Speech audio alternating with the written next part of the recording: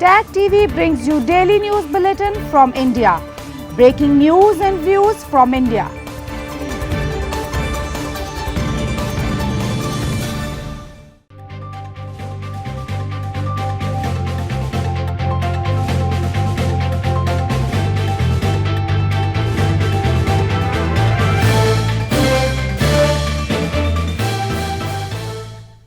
Good evening. Welcome to South Asia Newsline. I'm Lipakshi Khurana. Here are the top stories we're tracking for you on Tuesday, the 16th of July. Dozens trapped as four-story building collapses in India's Mumbai. Pakistan reopens airspace to civil aviation after India's standoff. And at least 11 killed in landmine explosion in southern Afghanistan.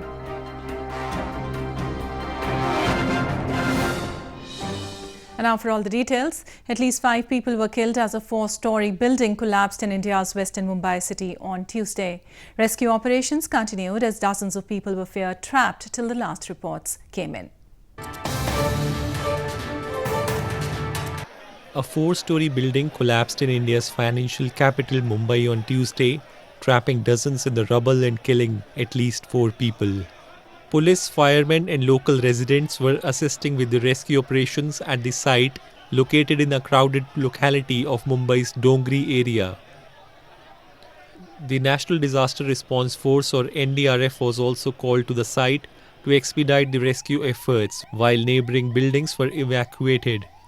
बारिश आई, बारिश आने के बाद है ना बाद में एकदम हवा आई, हवा आने के बाद है ना एकदम हम लोग को ऐसा लगा कि पतरा गिरा। अब जब मालूम पड़ा ना पब्लिक आवाज़ है ना तो बोले बिल्डिंग गिरी तो हम लोग सब भागे, हम लोग सब पूरा घर वर सब छोड़ के सब भागे बिल्डिंग देखने के लिए।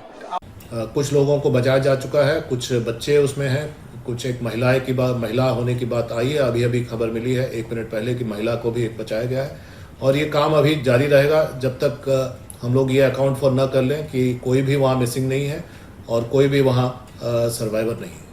This is the second such collapse around Mumbai in less than 10 days. Torrential rains that lashed the city during the monsoon often destabilized older or badly constructed structures, leading to multiple building collapses.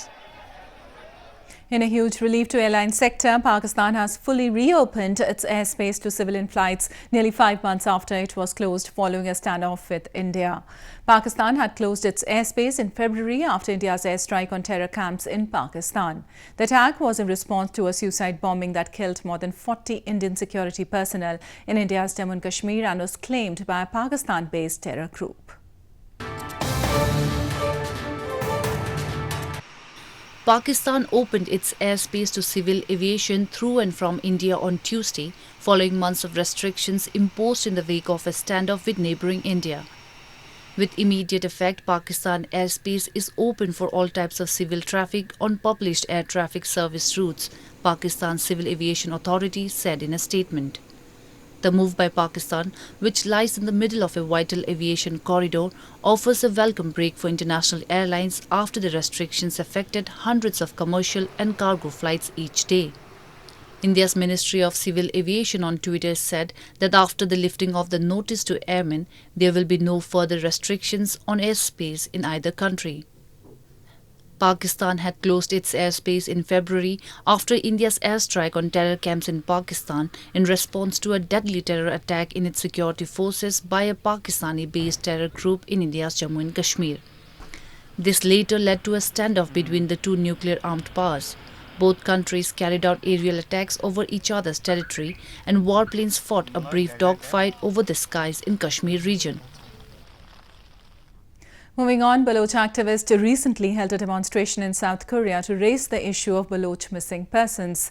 They highlighted that Pakistan has been using enforced disappearances and extrajudicial killings to muzzle dissenting voices in Balochistan. Members of Baloch Republican Party recently staged a demonstration in South Korea's Busan city to highlight gross human rights violations in Balochistan. The demonstrators raised the issue of ongoing abductions, enforced disappearances and extrajudicial killings by Pakistani security forces to muzzle dissenting voices in Balochistan. They urge the international community to pressurize Islamabad to release hundreds of Baloch missing persons reportedly lodged in torture cells. आज बलूचिस्तान में जिस तरह लोगों को उनके घरों से उठाकर गायब किया जा रहा है, जिसकी हम पुरजोर अल्फाज में मजम्मत करते हैं, आज बलूचिस्तान में ऐसा कोई घर नहीं है जहां से किसी बलोच को उठाकर गायब नहीं किया गया है. Baloch activists have long blamed that Pakistani media has completely blacked out the situation in Balochistan, a region under Pakistan's illegal occupation. They have been protesting worldwide to seek help from the international community and human rights organizations. In news from Afghanistan, a roadside bomb in Afghanistan's southern Kandahar province killed at least 11 people and injured dozens. No group has claimed responsibility for the blast.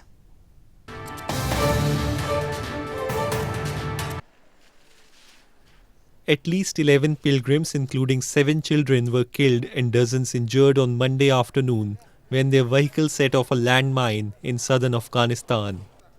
The blast happened in Khakres district of Kandahar province when the victims were going on a pilgrimage to a shrine that houses the tomb of Sufi Shah Aga, a companion and relative of Prophet Muhammad. The victims were immediately rushed to a hospital in the province. A senior health official said 22 children and 8 women were among another 33 women and children who were critically wounded.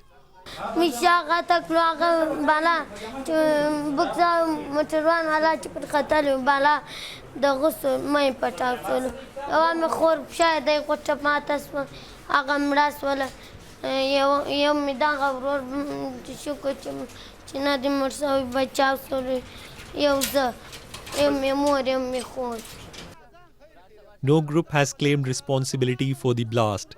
However, the provincial governor Hayatullah Hayat claimed that the Taliban is behind the incident. The incident came just a week after Taliban in a resolution promised to reduce violence after intra-Afghan talks held in Doha. But since then there have been a series of attacks in different parts of the country, already ravaged by the devastating war. More news from Afghanistan. Afghanistan has one of the world's lowest literacy rates, with only 3 in 10 adults able to read, according to the United Nations Cultural Agency, UNESCO. Foreign returned Freshta Karim is determined to ensure younger generation in her country get an education focusing on critical thinking, for which she has founded mobile libraries.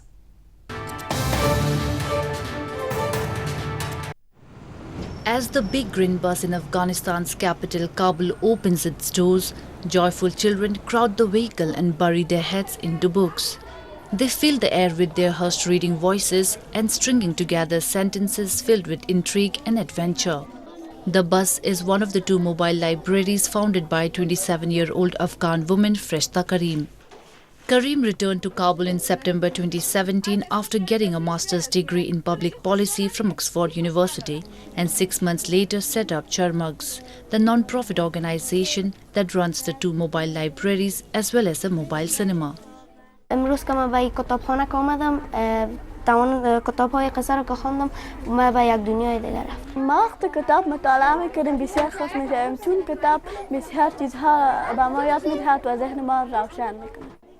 Karim is determined to ensure Afghanistan's younger generation not only get an education but also hold on to as much of their childhood as possible despite living through war. I think in the past 18 years we have had good progress in terms of education. Right now more than 9 million children are going to schools. But we have a long way to go. 3.7 million children are out of school, so we need to bring them back to school. We need to ensure quality. We need to improve critical thinking in our education system. We need to bring innovation in the education system. There's so much we can do, but our work is just a little drop in the ocean that all of us have to jointly work for it. The buses, which are rented from the government, runs 5 days a week, stop at various schools during term time and community areas during holidays, and have about 400 visitors a day. While the education system has made significant gains since the Taliban era, worsening security has forced many school closures. Moving on to news from Bangladesh, rising floodwaters rushed through residential areas in parts of Bangladesh on Monday as rivers and estuaries continue to swell due to strong monsoon rains. The floods have displaced hundreds of people in the country.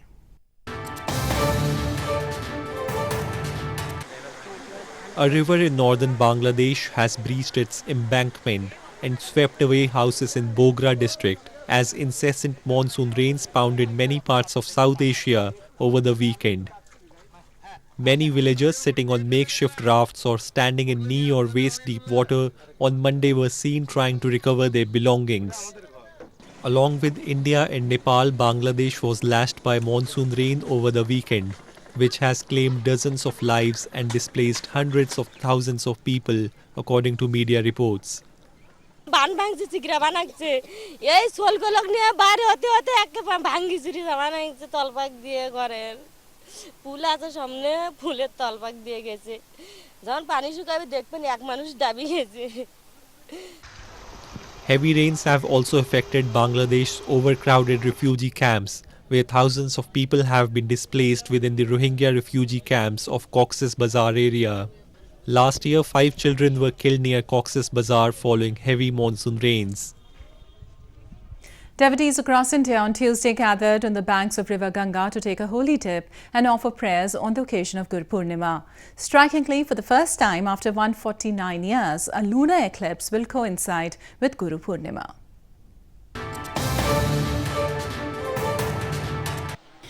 Devout Hindus across India on Tuesday gathered on the banks of River Ganga to take a holy dip and offer prayers on the occasion of Guru Purnima, which is celebrated to honor the spiritual teachers. People in India's northern Prayagraj city thronged to take holy dip in Triveni Sangam, the confluence of the Ganges, Yamuna and Saraswati rivers. Devotees offered prayers and were seen performing Hindu rituals.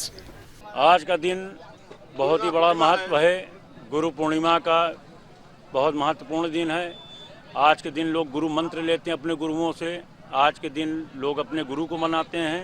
इसीलिए 365 दिन में 12 महीने में ये गुरु पूर्णिमा एक बार आता है और इसी का विशेष महत्व। लोग गंगा स्नान करने के बाद अपने गुरु के शरणों में जाते हैं, उनसे गुरु मंत्र लेते हैं। उसी के आधार पर वो अपने जीवन का आधार शुरू करते हैं।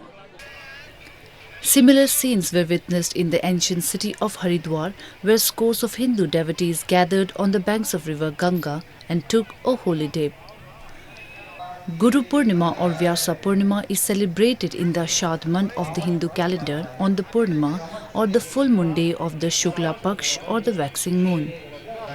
People worship their spiritual preceptors, visit temples and offer them respect. मोक्ष की प्राप्ति होती है और घर में सुख शांति और अच्छा वो वातावरण मिलता है और गंगा मैया सबका उद्धार करती है गुरु पूर्णिमा के दिन।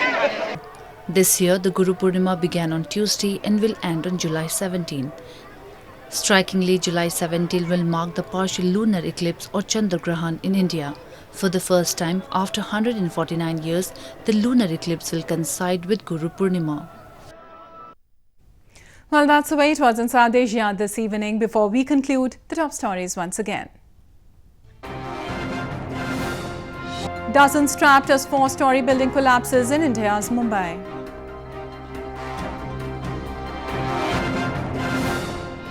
Pakistan reopens airspace to civil aviation after India standoff.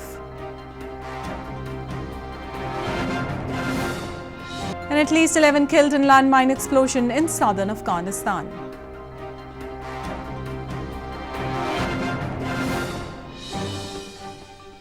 Now our viewers can watch the show on SouthAsiaNewsline.com. You can also visit us on Facebook.com/SAsiaNewsline and follow us on Twitter @SAsiaNewsline. That's all in tonight's edition. We'll see you same time tomorrow. Good night.